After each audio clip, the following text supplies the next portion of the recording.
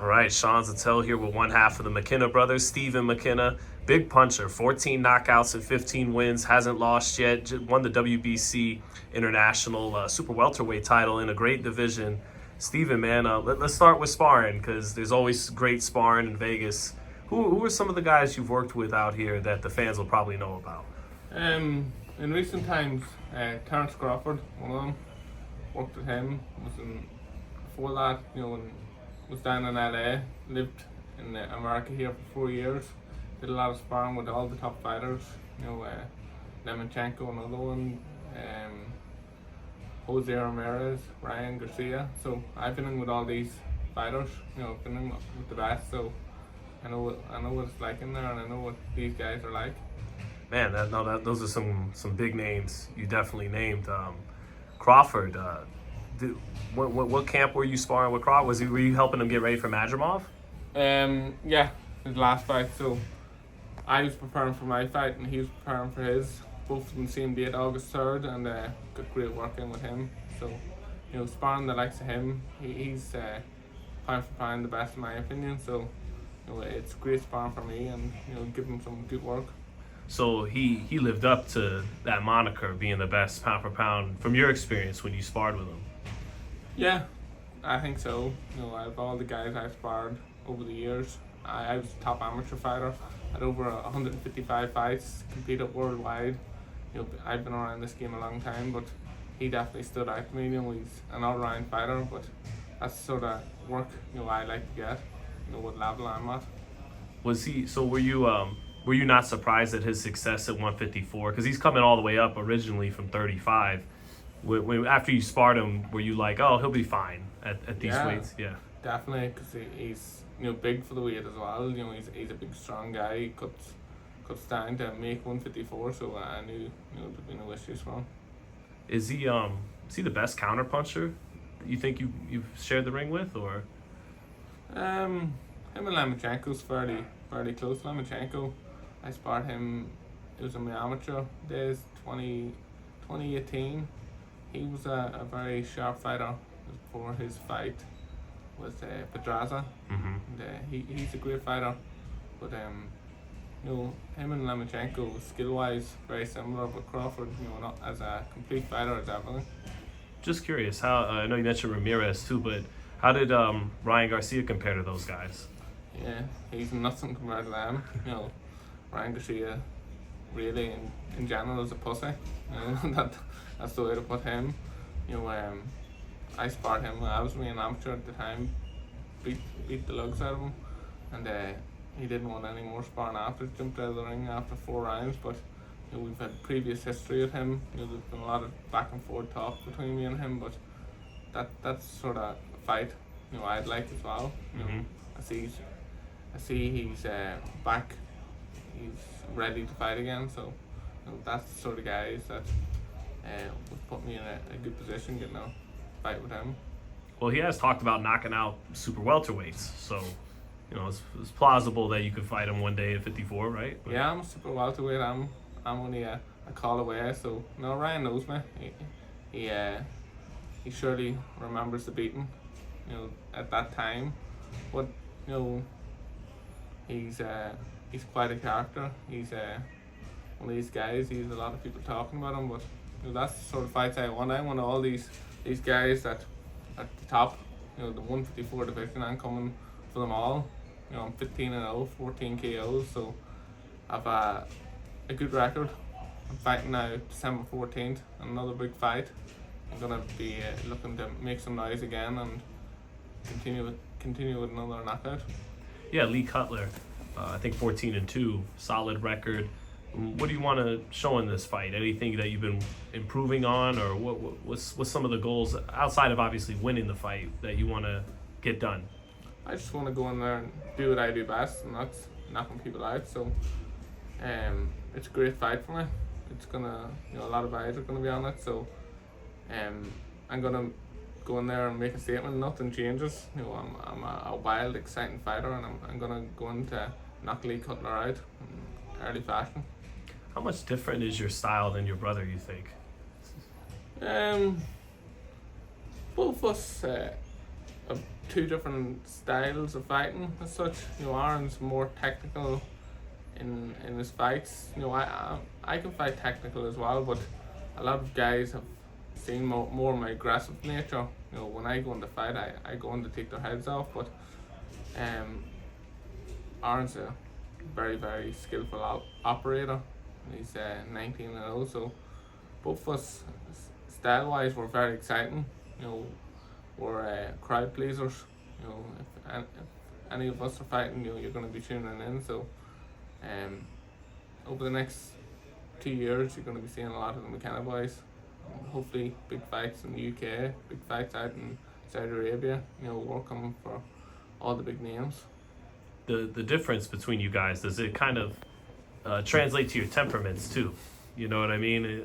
You're more the mind state of a puncher, and he's more, like you said, tries to be more technical in some ways. Is that kind of reflecting your personalities too? No, we're quite similar. You know, in person. Aaron, you know, he can fight on the inside. He can mix it up. He's only 25. I've always had that wee bit more, you know, aggressive way of fighting. Aaron also, you seen in his last fight, he fought Giovanni Estella. He looked unbelievable. You know, for 10 rounds, he knocked him out in the last round. But going forward, you're going to be seeing both styles of fighting. You know, no one has seen my technical ability yet. I know what I can do in the gym. I can box as well. You know, so it's going to be entertaining, you know, over the next year or two. Well, winning the WBC International title in your last fight, does that mean that's the one of the 4 sanctioning bodies you think is the most realistic pursuit to a title? Yeah, WBC is you know, the glamour belt. Yeah, it's one of the best you can get, the green belt. So I'm going to be defending my belt December 14th. I'm going to be looking to add more belts to my resume. So it's all about getting in them big fights, getting into the top 15 now, and calling out the big names. I want the big names. I'll fight anyone in this world at 154. It doesn't matter who. You know, I'm always in the gym. I'm always ready. But a lot of these guys, you know, they're all dancing around each other. They're picking and choosing who to fight. You know, I'm ready. I'm just a call away from anyone. So I'm focused on this fight December 14th, and then looking for bigger and better things after that. Was coming to the United States from Ireland, was that just literally pursuing your dreams? Yeah. I came over here when I was 21. Aaron was 16 when he first came over, so we were living in LA for 5 years. Now we come over and back, do our training camps here in Las Vegas, top ranked gym, a better gym to be in the world. And this is where we get all the good work. You know, we want the work in sparring, not in our fights. So when I go into fight, that's why I go in for the knockout. I don't like to mess around in there. I get as much work as I need in the gym. So I work on things, you know, keep improving, keep getting better, and in this next fight, you're gonna see, you know, what I'm about.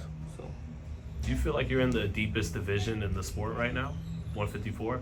154 is getting exciting. You know, definitely. There's a lot of big names popping into it now. You have Crawford and, you know, the likes of Vasyl Ortiz and them guys. So I'm ready for any of them. You know, as I said, one call away. So I know what level I'm at, and these guys, it's just about getting them into the ring. So that's the plan. Did your confidence go up after sharing the ring with Crawford and holding your own, or was that something you already knew inside, regardless of sparring Crawford? No, I always knew, you know, what I'm capable of. Crawford, you know, I know what level I'm at, you know, that I'm at that top level. So it's only a matter of getting the proper fight that I need to really showcase it and bring home a world title.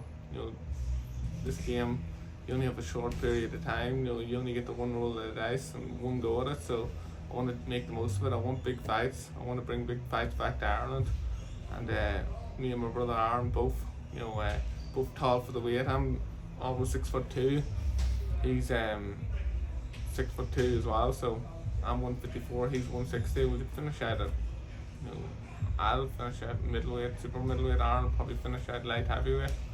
You know, so we'll both have decisive frame. You know, in the United States, we'll hear in Ireland about the. I don't know if it's between Northern Ireland and Ireland, or I think it's between Catholics and Protestants and stuff. So we'll hear about turmoil back home in Ireland. Was it rough growing up in Ireland?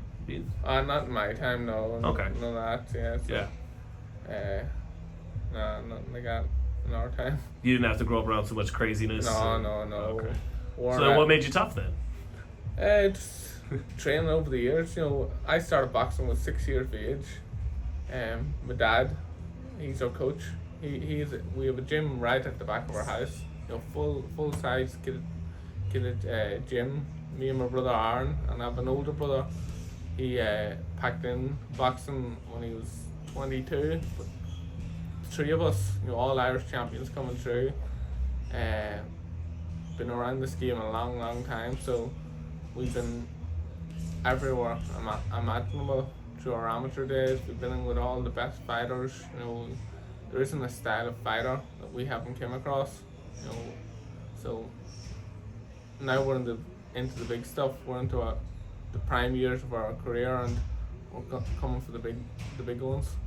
Let me ask you this, because the Irish have always had a reputation, the Fighting Irish, like that's what they're known as, and there's been champions from Ireland, Andy Lee, Katie Taylor, Wayne McCullough, but not at the rate of United Kingdom or Mexico. Or why do you think that is?